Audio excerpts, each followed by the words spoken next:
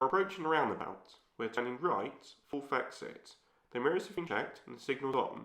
It's clear to the right, so we continue going. There's the first exit. Second exit's ahead of us.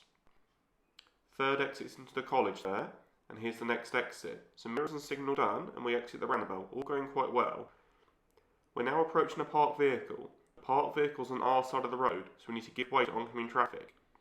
There is an oncoming vehicle, but there's time to go around the van.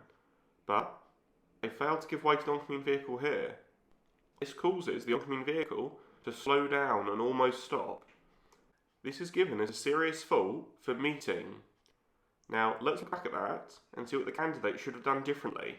The rule of thumb when someone else has priority is you must not cause them to do 4 things beginning with S.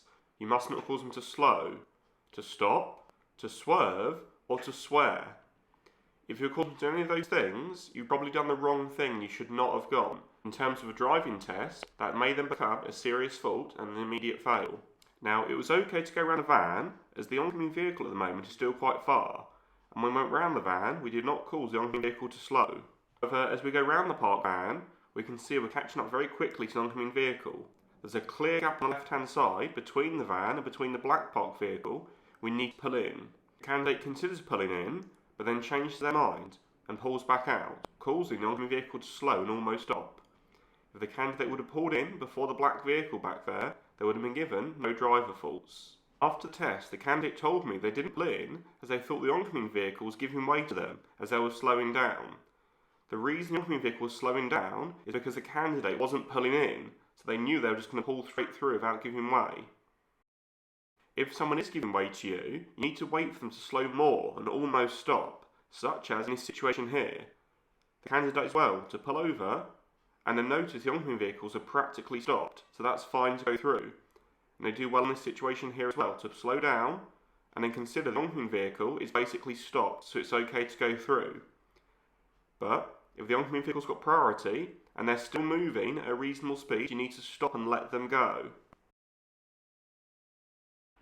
The candidate has been asked to pull up on the left in a safe place. They do mount the curb a bit, but come straight back off, and the examiner decides to give them the benefit of the doubt and give no faults for this. The examiner now asks the candidate to pull forwards, stop next to the parked vehicle on the left in the distance, and then reverse park to end up reasonably close and parallel to the curb, i.e. a parallel park. Much like the meeting situation you've seen, when doing a manoeuvre, you must not cause other road users to slow, stop, swerve or swear. With that being said, let's see how the candidate gets on. The candidate gets the car in gear, makes sure it's safe to go, signals to pull away, and off we go. They approach the parked vehicle with a good level of caution, noticing there's an oncoming vehicle that they mustn't cause to slow, stop, swerve or swear as it's their priority. They do well to hold back. After the oncoming vehicle's passed, it's clear ahead, so they've checked their mirrors and then start to steer round to stop next to the parked vehicle.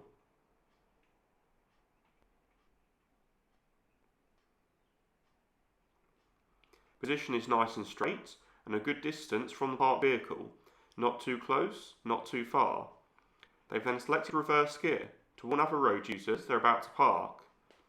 There's now an oncoming vehicle coming. The candidate has done all their checks around them but haven't taken into account what's coming ahead, and they start swinging in and the front of the car swings out and blocks the path of the road for the oncoming vehicle, forcing the oncoming vehicle to stop.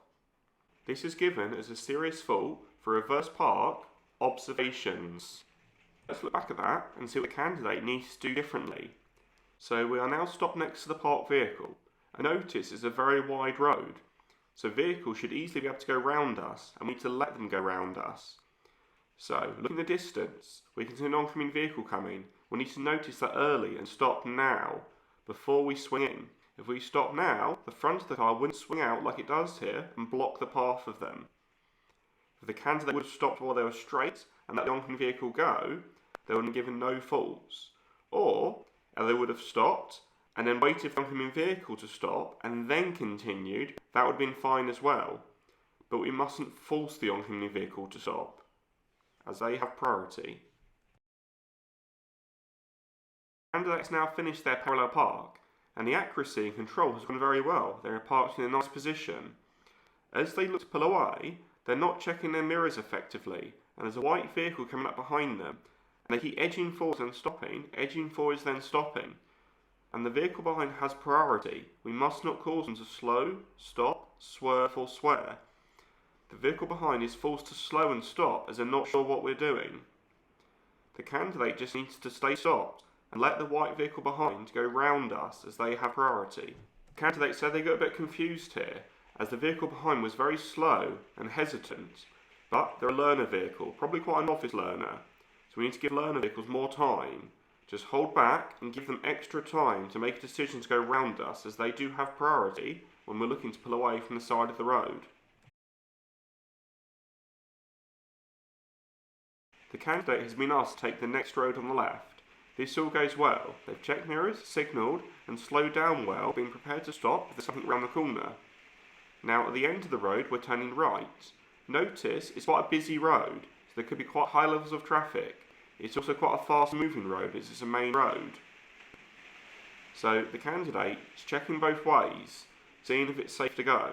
They then see what they think is a gap. But when they pull out, the vehicle behind has to slow quite significantly. This is given as a serious fault for junctions, observations, as they slow the vehicle on the main road quite significantly. Let's look back at that to see what we need to do differently. Now remember, as we turn left here, we need to identify the type of junction we're dealing with. And the junction we're dealing with ahead of us is going to quite a busy road. It's quite a fast road as well, so that requires extra caution. And we need to make sure, before we pull out here, we check any vehicles at least twice before making a decision. Just checking them once to see how far away they are is not good enough, as we won't be able to accurately judge their speed and distance. And this is what the candidate did. They only checked the vehicle once and then decided to go. The rule of thumb is think twice, decide once. If the candidate would have checked that black vehicle a second time before making a decision, its chances are they would have realised they're coming quite fast and not to pull out in front of them.